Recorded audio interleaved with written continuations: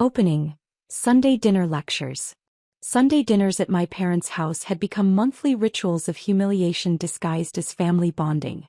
Every first Sunday, I'd drive my modest Honda to their suburban home, bracing for lectures about financial responsibility and life choices.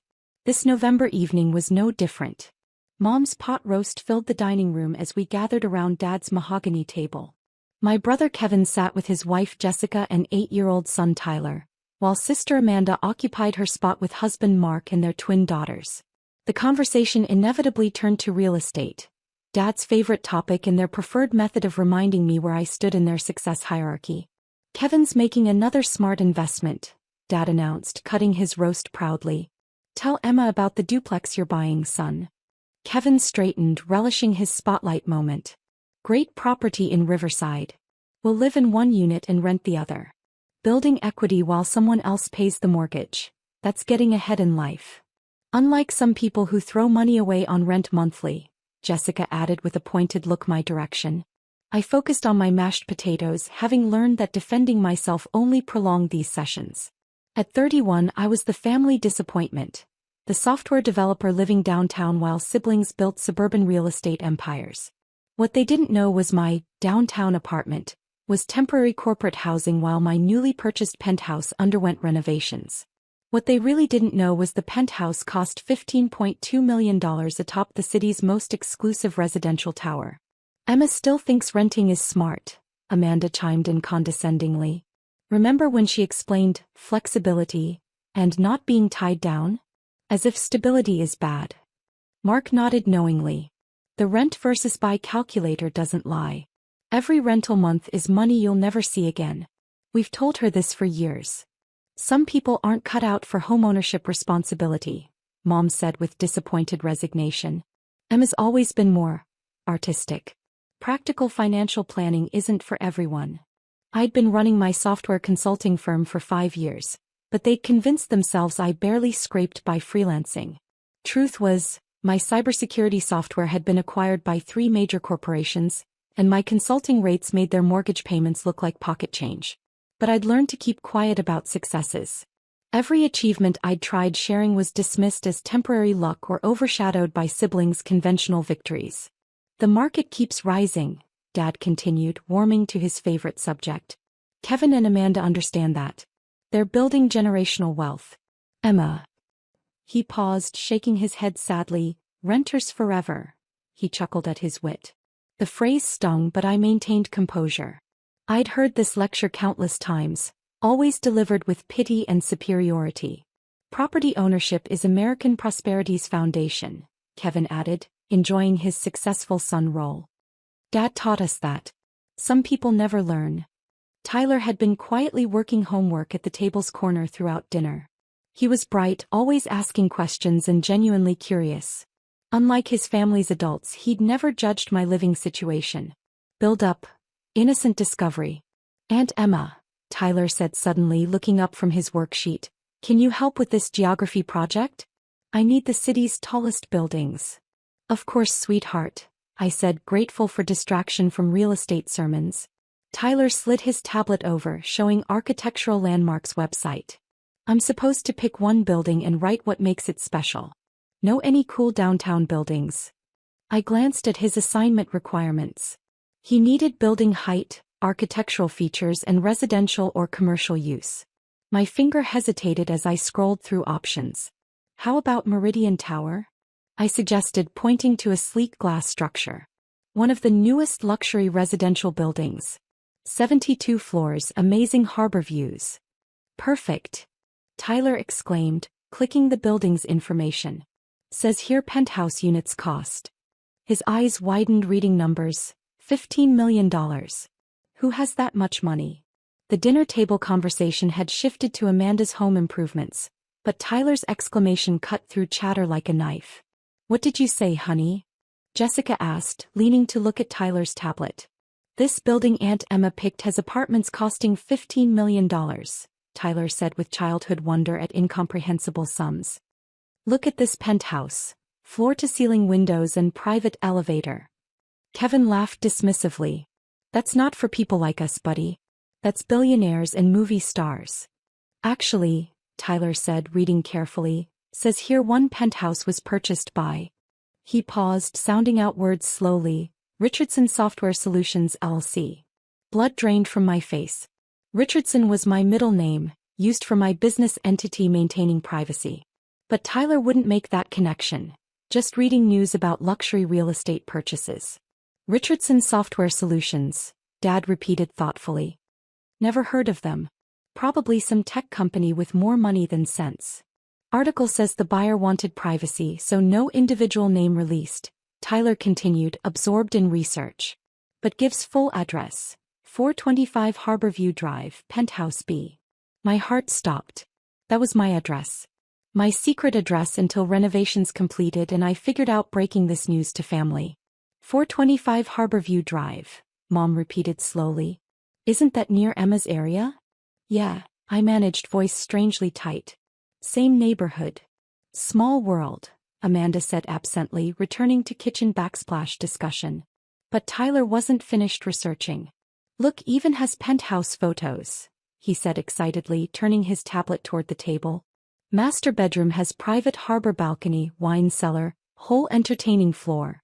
Images on Tyler's screen showed my penthouse in pre-renovation glory.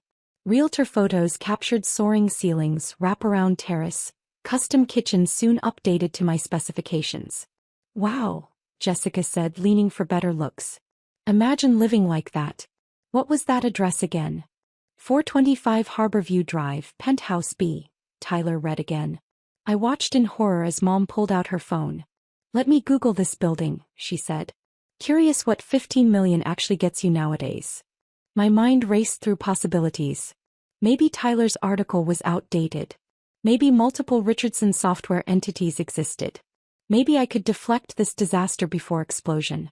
But as Mom's search results loaded, I saw her expression changing from casual curiosity to confusion to approaching shock. That's impossible, she whispered, staring at her screen. What's impossible? Dad asked, sipping wine. Mom's fork clattered against her plate as she set it down with trembling hands. According to property records, 425 Harborview Drive Penthouse B owner is listed American Samoa. She paused, voice barely audible. Emma Richardson. Revelation. Truth exposed. Deafening silence followed. Every conversation stopped. Every fork paused midair. Every family member turned, staring at me with expressions ranging from confusion to disbelief. That can't be right, Kevin said, first breaking stunned quiet. Emma doesn't own property. She's rented that tiny downtown apartment for years. Must be another Emma Richardson, Jessica added quickly. Common enough name. But Mom was still scrolling, face growing paler with each result.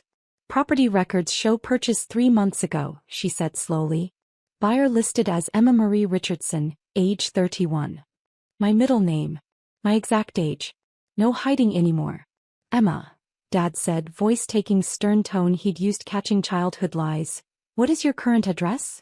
I felt like standing at cliff's edge, about to jump into abyss forever changing family relationships. It's complicated, I said weakly. What's complicated about an address? Amanda demanded. You either live somewhere or don't. Tyler, oblivious to tension he'd created, continued exploring his tablet. Look, more articles about this building, he said excitedly. This says the penthouse has smart home technology designed by local software company. Owner wanted everything custom programmed for security and convenience. Smart home technology. Custom programming. Security features. All things I'd specifically requested during purchase. Details supposed to remain private. Emma, Mom said, voice shaking, please tell me you haven't done something foolish with money. Haven't gotten into financial trouble trying to keep up appearances. The assumption I must be in trouble, couldn't possibly afford such purchase legitimately, stung more than previous dismissals. I'm not in financial trouble, I said quietly. Then explain this, Dad demanded, gesturing toward Tyler's tablet. Explain how your name appears on $15 million property when you've been telling us you can barely afford one-bedroom apartment rent. I never said I could barely afford rent, I protested. You all just assumed. We assumed because you live like someone barely getting by, Kevin interrupted. 10-year-old Honda, discount store shopping, no expensive vacations. If you had this money, why live like that? Because I learned from you, I shot back, patience finally snapping. You taught me flashy spending was irresponsible. You taught me true wealth was built quietly and carefully. You taught me not to show off.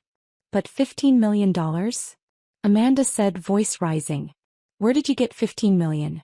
Your little software consulting can't possibly generate that money. Tyler looked up again, sensing tension but not understanding its source. Aunt Emma, the article mentions the buyer's company creates cybersecurity software for big corporations. Is that what you do? All eyes turned to me again. This was it. The moment when years of careful privacy and deliberate understatement would finally crash down. Yes, I said simply. That's what I do. Mom was frantically searching her phone. Emma Richardson Cybersecurity, she muttered, typing into Google. Richardson Software Solutions. Oh my God. Her face went completely white. What? Amanda demanded. What did you find? Forbes, Mom whispered. Emma's on the Forbes list of top cybersecurity entrepreneurs. It says Richardson Software Solutions was bought by Microsoft for. Her voice faltered. $250 million. The room went silent. Even the ticking clock sounded loud. 250 million? Kevin repeated in shock. Mom kept reading, her hands trembling. The article says the acquisition happened 8 months ago. Emma Richardson, founder and CEO, kept part of the company. And still leads cybersecurity projects for Fortune 500 clients. Tyler looked up from his homework, excited. Hey, it says someone in your building designed the whole digital security system. Emma Richardson from Richardson Software Solutions. Aunt Emma, is that you? I took a breath. Yes, Tyler, I said calmly. That's me. Dad stared at me stunned. So, while we worried about your money problems, you were sitting on a $250 million fortune. I'm saying that while you lectured me about finances, I replied, I was building one of the top cybersecurity companies in the country. Amanda grabbed her phone. There are dozens of articles about you. Forbes, TechCrunch, Wall Street Journal. Emma, how did we not know? I tried to tell you, I said quietly. 3 years ago when I mentioned landing a big client, Dad changed the subject to Kevin's promotion. When I said I was expanding my business, Mom talked about Amanda's new house. Every time I tried to share, you brushed it off. Kevin frowned at his phone. This says you testified before Congress. You never mentioned that. I did, I said. I told you I had to travel to Washington for work. You asked if I was finally getting a real job, with benefits. The truth hit them like a wave. Years of judgment and dismissal suddenly collapsed. Mom stared again at Tyler's tablet. The penthouse, she murmured. You really bought a $15 million penthouse? I did, I said simply. My company has contracts worth hundreds of millions. I employ 47 people. We protect banks, hospitals, and major companies every day. Tyler grinned. Aunt Emma, it says you make security systems for hospitals and governments. That's awesome, you're like a superhero. His excitement filled the heavy silence. Dad's voice was small. If you had this success, why didn't you tell us? Because whenever I tried, I said, you minimized it or ignored it. You were so sure I was a failure, that it was easier to stay quiet. Amanda read from her phone. This tech leader's interview says, your family didn't understand your career, and that their lack of support pushed you to succeed. Mom looked hurt. We weren't unsupportive. We just wanted you to have security. You wanted me to live your version of security, I said. A steady job, a mortgage, a suburban life. But that wasn't my path. Kevin's voice softened. My duplex cost $300,000. Jessica whispered. Her penthouse cost 50 times that. Tyler smiled. Aunt Emma, can I visit your place someday? It says the view is amazing. Of course, Tyler, I said warmly. When renovations are done, you can come see it. Renovations? Mom asked faintly. Smart home systems, kitchen upgrades, new floors. I'm making it my long-term home. The irony hung in the air. They'd lectured me about buying property, while I'd already done it on a much bigger scale. Dinner ended awkwardly. There were hesitant questions, soft apologies, but they still didn't grasp the full picture. I should head home, I said. I have a call with clients in Tokyo tonight. Tokyo? Dad repeated. Yes. A $70 million contract if we close the deal. Tyler hugged me goodbye, still proud and excited. The adults said they wanted to start fresh. Driving home in my old Honda, I wondered if anything had truly changed. They knew my success now. But did they understand why I'd hidden it? 3 weeks later, I hosted dinner in my finished penthouse. Tyler loved the smart lighting system. Kevin and Amanda were quiet, still processing. The talk was polite, careful, distant. Funny, I said, watching the city lights. If Tyler hadn't picked Meridian Tower for homework, you might never have known. Dad asked softly, would you have told us someday? I'm not sure, I admitted. I got used to keeping things private. It felt safer that way. Tyler came over with his tablet. Aunt Emma, this says your company's making software for hospitals. Will it keep patient info safe? Yes, Tyler, I said, smiling. That's exactly what it does. He nodded seriously. That's really important work. As the night ended, I realized his homework project had finally made my family see me clearly. Maybe it would bring us closer. Maybe not. But for the first time, they truly knew who I was. Sometimes the truth, even when it comes from a child's school project, is exactly what everyone needs to hear.